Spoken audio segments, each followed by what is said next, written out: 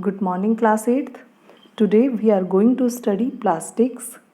You must be familiar with many plastic articles used in everyday life.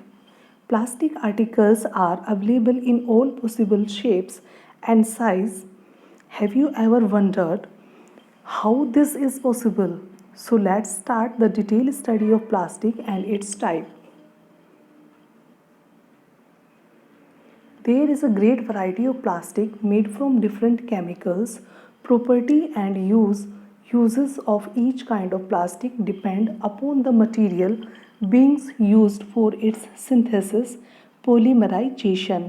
आप सभी जानते हैं कि प्लास्टिक बनाने के लिए जिस प्रोसेस का यूज़ होता है उसे हम पोलीमराइजेशन कहते हैं और डिफरेंट टाइप की प्लास्टिक तभी बनती है जब उसमें डिफरेंट केमिकल्स यूज़ किए जाते हैं।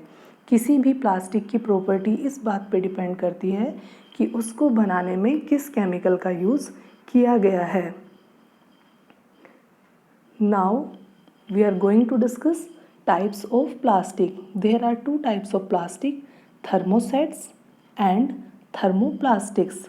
थर्मोसेट्स is also called thermosetting plastic. First one is thermoset plastics. Thermoset plastics are hard and rigid. Example is bakelite and melamine.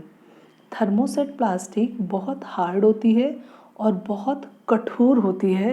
इसके एग्जाम्पल्स हैं बेकेलाइट और melamine. Thermoset can be moulded to set it in any shape but it cannot be remolded.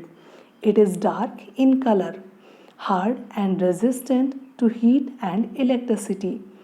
Thermoset plastic को जब किसी shape में ढाला जाता है तो उसे दोबारा से दोबारा से उसकी शेप को चेंज नहीं किया जा सकता। इसका कलर बहुत डार्क होता है, हार्ड होती है और हीट और इलेक्ट्रिसिटी के लिए ये रेजिस्टेंट होती है। It is being widely used for the handle of kettles and pans. यही कारण है कि थर्मोसेट प्लास्टिक का यूज़ केटल्स के और पैन्स के हैंडल बनाने में किया जाता है।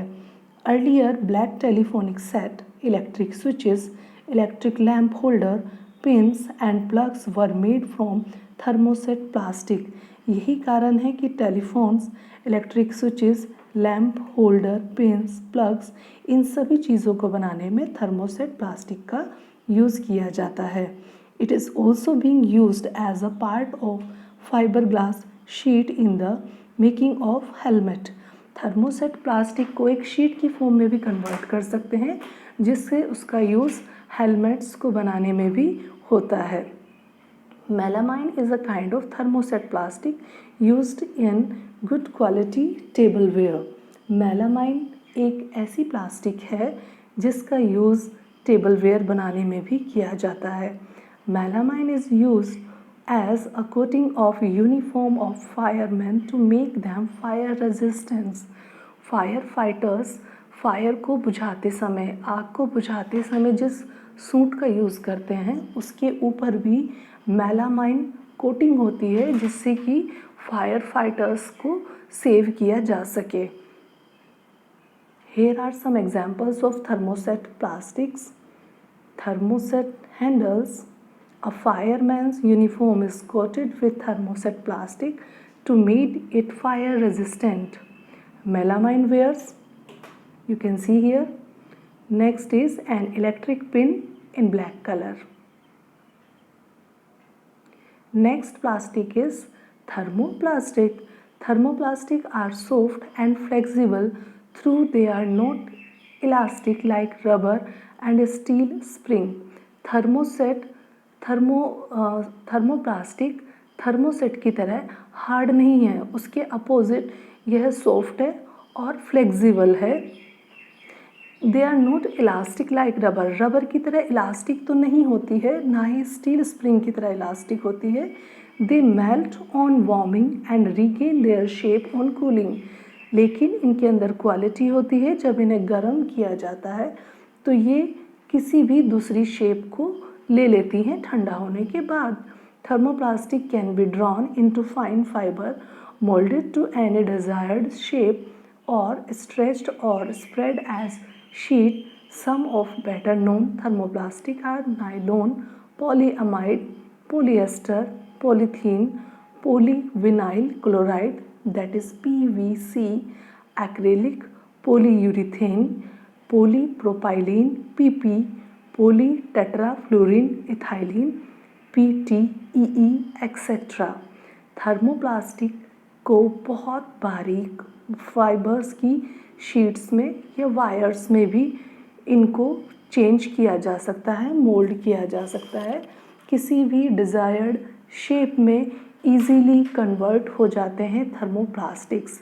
कुछ एग्जाम्पल्स हैं थर्मोप्लास्टिक के, आप सभी को ये एग्जाम्पल्स लर्न करने हैं। Thermoplastics examples, plastic table and chair, ये आप सभी के घर में भी होंगी plastic tables and chairs. Plastic food containers, plastic toys, plastic spoons and forks, plastic cups, plastic daily use items.